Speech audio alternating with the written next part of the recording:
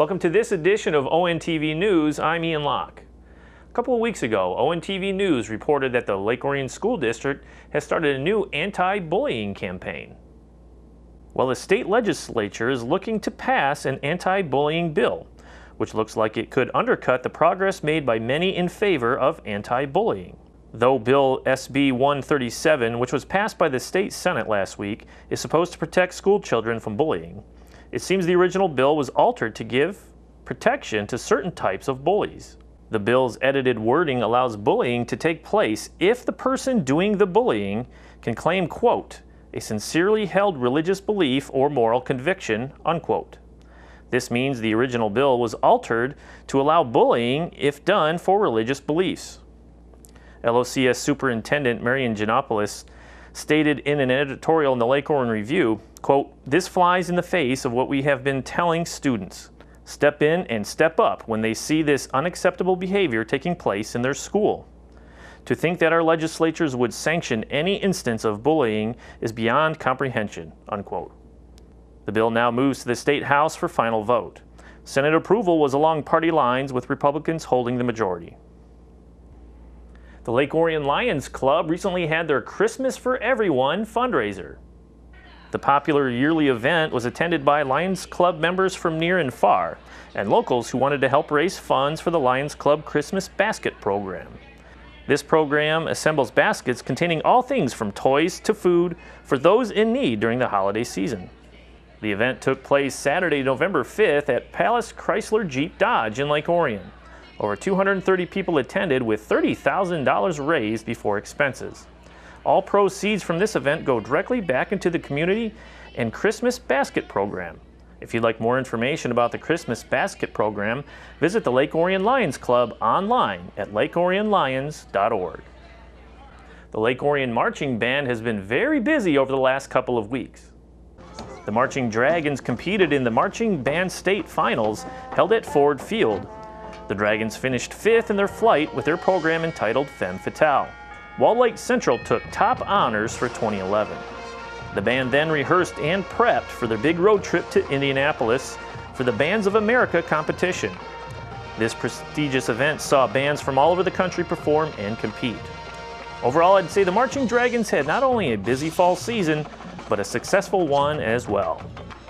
New businesses continued to call Lake Orion home, and ONTV cameras were there for the grand opening of Willow's Edge Counseling and Art Center.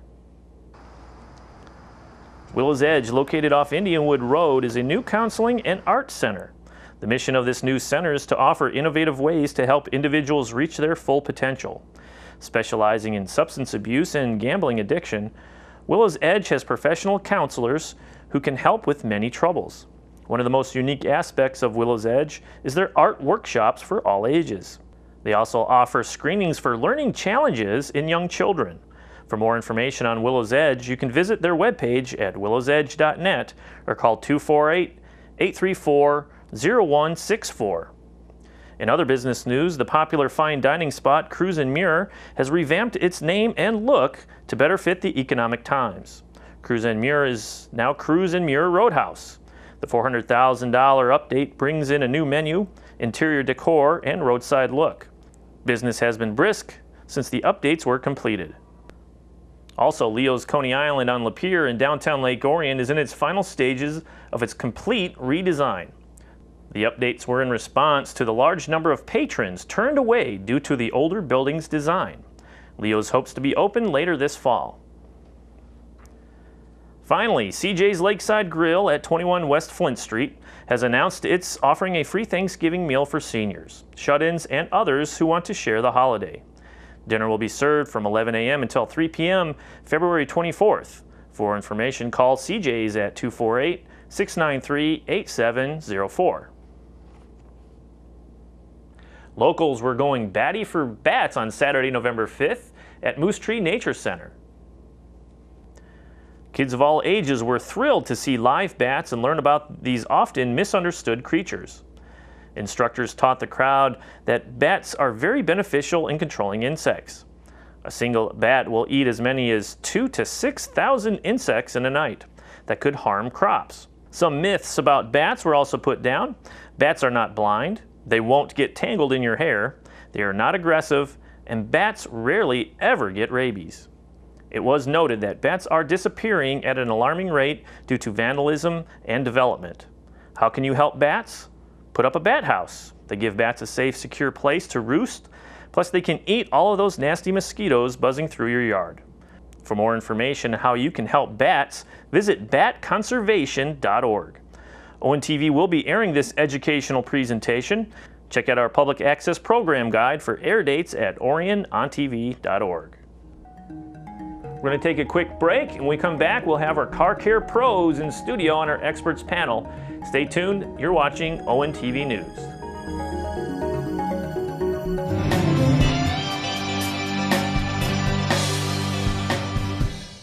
This is you, and this is your community. You have a great idea, but how do you get that idea to your community? ONTV has your answer. You see, ONTV is a part of your community. We help you get your idea on cable, so everyone you know will learn about your great idea. So, what are you waiting for? Get your idea on cable and into your community. Get your idea on TV.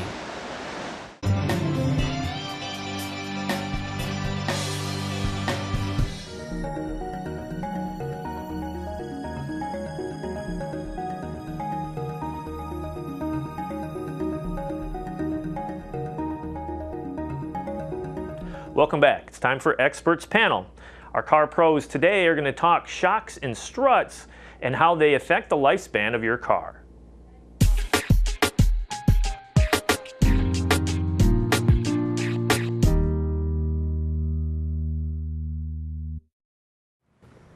Hi everyone, I'm Dean from the O'Reilly Auto Parts here in Lake Orion on Broadway, and with me today is Paul Dunn. Paul is the owner of AutoWorks at the corner of M24 and Drainer. And we're here to talk to you today about shocks and struts. This time of year, it's a good idea to check them, make sure that you're in good shape, ready for the upcoming severe driving season. So Paul, without any further ado, can you tell me how shocks and struts work? Well, Dean, there's a couple different types of shocks and struts. Most of today's modern shocks and struts are what they call gas-filled. And if you let me demonstrate here, it's a compressed gas inside the shock, and when you push the shock down, it automatically rebounds the vehicle back into proper ride height, which is very important for braking, going around corners and such, Dean. Some of the older vehicles use what they call the hydraulic gas or hydraulic strut, which the only difference really was that there was no compressed gas inside the shock. It was an oil that's controlled by some small valving inside the shock to dampen bumps as you go over and the tire rides up against the chassis. It just dampens it so it doesn't harshly bang and make the vehicle go out of control. Okay. Well, can you give me a description, or can you kind of point out the difference between shocks and struts? Well, what they call a McPherson strut, that's what this is here. A McPherson strut comprises of a shock type apparatus that mounts to the chassis, and holds the body and chassis together. Controls rebound of the tire in the actual vehicle itself. Okay. The difference between a shock and a strut is that on a strut, this is one that's fully assembled, and you can also purchase some of these ways. This particular strut you can purchase from O'Reilly's. But the shock uses a separate spring that's on the vehicle itself, and the shock is a separate component. So you actually have two different components that control the jounce of the vehicle, as they say. On a strut, the spring is mounted right with the strut. There's multiple components in this strut assembly. You have what's called an upper strut mount, which in the front, this helps keep the vehicle stable when you're turning also, and actually will make quite a bit of noise if you don't replace it and it's bad. Dean? So these are actually more part of the suspension, and then this is an additional part to the vehicle. This is more integral to the suspension then? Yeah, this is a more one-piece component that controls the bounce of the vehicle. Okay. This would be just one portion of many parts that help the vehicle stay stable. Well, I know that shocks and struts affect ride quality, tire life, and braking. vehicle safety. Any thoughts on all that?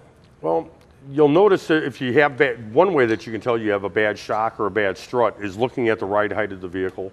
Another is in how it responds going around turns. If it does a lot of dipping and diving when you're braking, those all can create unsafe situations. You know, the worse the roads get as far as ice and snow goes, the more important that being able to stop your vehicle properly and safely becomes more and more important. So then if you notice the vehicle diving a little bit more into braking or making more of a wallow when you turn on it, that's probably an indicator that your shocks or struts are getting worn out. Absolutely. Is there a typical time frame that shocks or struts can last? Well, a lot of manufacturers, including some of the car manufacturers, recommend 5 years or 50,000 miles. But due to the economy, a lot of people want to stretch that out as far as they can, but we never recommend stretching that out to where it turns into a safety issue. Right, okay. Would you say that changing shocks and struts these days is a job strictly left for professionals? Well, in some applications, yes. Some applications, no. On the struts, almost 100% of the time, because when you change these, on the vehicles that use a full strut assembly like these, they also control alignment, and the vehicle will need to be aligned afterwards. Now, when it comes to just a simple shock on some of the SUVs, it's something maybe the backyard guys, if he has a little bit of mechanical ability, you know, a few tools, he could probably tackle himself. Okay. Well, like you alluded to earlier, we do sell these complete assemblies, as most parts stores do now. These are from Monroe, but Gabriel also has their own line. In this case, they're called a quick strut or an econo strut. They are new springs, new John's control units. I'd imagine that's probably the way you'd recommend to go these days. Well, absolutely. If you can afford it, we always recommend going with what they call the quick strut or the complete strut assembly, because you're changing the spring, the upper mount, the dust boots, and the strut itself all as one component. And they've made it pretty economical nowadays to be able to do it that way. So then for a lot of reasons, struts and shocks are important to your car. Very important. Not only for the ride, but for braking, for safety, for comfort. They affect tire wear too, Dean. Oh, okay, good point. Folks, I hope you learned a little bit about shocks and to make sure that you check yours and to see the professional when it becomes time to replace your shocks. As always, thanks for watching. I'm Dean from O'Reilly Auto Parts here in Lake Orion. And I'm Paul Dunn from AutoWorks at Drainer and 24 in Oxford.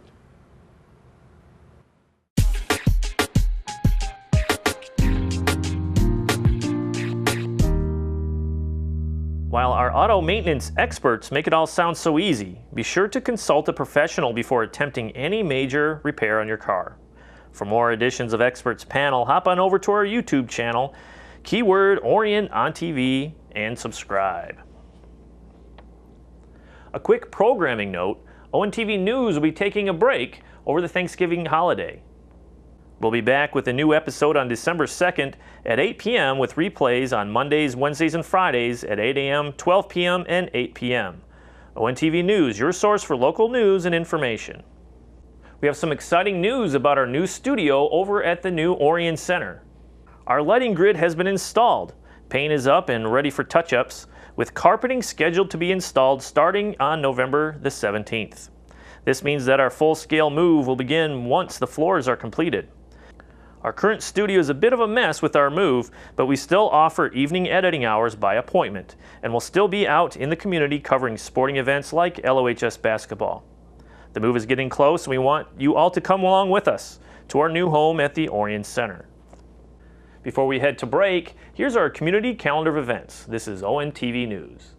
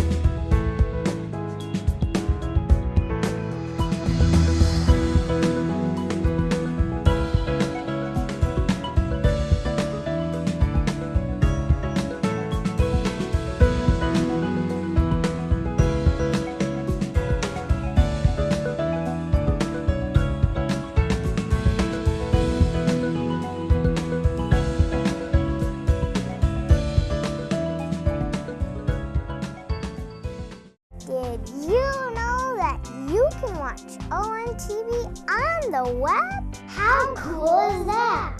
Just surf on over to www.orionontv.org to watch your favorite on-TV show.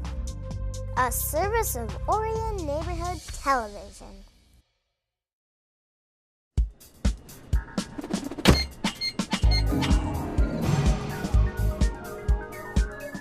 Video classes are now enrolling. Reserve your seat today. Call 248-693-3377. Studio and field production classes are available. Learn how to make your own television program and learn the basics of television production. Call 248-693-3377. A service of Orion Neighborhood Television.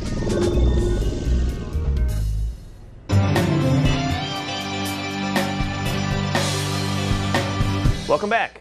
We have some exciting news in Dragon sports. The ladies varsity volleyball team took the regional title at home on November 10th. The Dragons took on the always tough Colts from Troy. With snow flurries in the air and a full moon, some might have seen this as a bad sign or a bad omen. But the Dragon faithful on hand to cheer these athletes knew nothing would hold them back from victory. The Dragons showed poise and maturity throughout Game 1. After trailing early, the Dragons stormed back to take control of the game. Strong frontline play from Sophie Murdoch and Angelica Ladon shut down the power-hitting Colts. The Dragons take Game 1 25-17. Game 2 was almost a carbon copy of the first. Troy took an early lead once again, only to see their fortunes turn on unforced service errors. The Dragons kept the pressure up with big-time play from Shannon Murdoch and Gwen Motley. Solid serving from Dana Schraben rallied the Dragons point after point, closing out Game 2 25-21. In Game 3, the Colts had to respond or they would be heading home, while the Dragons knew this was the game to take the regional crown. The Dragons exploded early, taking an 8-point lead to the frustration of the Troy faithful on hand. Service errors continued to plague the Colts, while cool heads for the Dragons kept the lead throughout. The Colts did dig deep and put together a late rally that saw the Dragons' lead shrink to as much as 2 points. But the server bug hit one too many times and gave back the ball to LO for the final points and a regional crown for the first time in 20 years. The Dragons advanced to the MHSAA quarterfinals in St. Clair Shores against Macomb, Dakota. The Dragons were familiar with this team, having beaten them 2 times this season in tournament play. Well, the match did not start well for the Dragons, losing Game 1 26-28 and dropping Game 2 21-25. The Dragons dug down deep and found their rhythm and rattled Dakota, taking Game 3 big, 25-14. The senior leadership propelled the Dragons to victory in a tight Game 4, 25-22. It all came down to Game 5 for all the marbles and a berth in the semifinals in Battle Creek. With the Dragons only needing 15 points, the pressure was all on Dakota. The Dragons rattled off a lead of 12-8 led by Sophie and Shannon Murdoch, attacking the middle of the Dakota defense.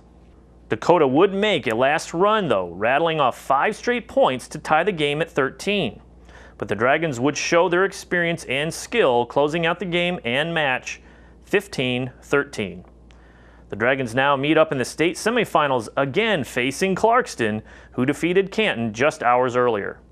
A win against Clarkston will put the Dragons into the state championship game on Saturday, November 18th. The state semifinals and finals can be seen live and on delay at the Michigan High School Athletics Association's media page at mhsaa.tv. Games can also be seen on foxsportsdetroit.com. The girls swimming and diving team had a record-breaking performance at the OAA League meet on February 2nd through the 4th.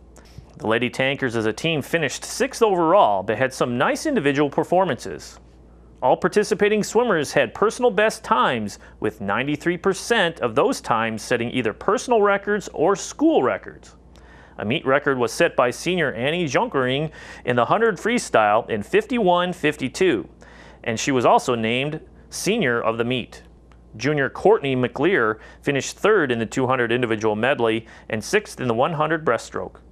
Freshman Bethany Abramczyk finished 4th in the 200 free and 6th in the 500 free with a state qualifying time. Freshman Danielle Kudla finished 9th in the 50 free and 6th in the 100 free.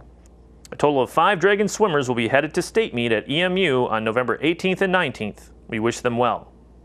That's all for this edition of ONTV News. We'll be back on the air with a new episode on December 2nd. We wish all of our viewers a happy Thanksgiving. For the crew here at ONTV News, I'm Ian Locke, and we'll see you next time.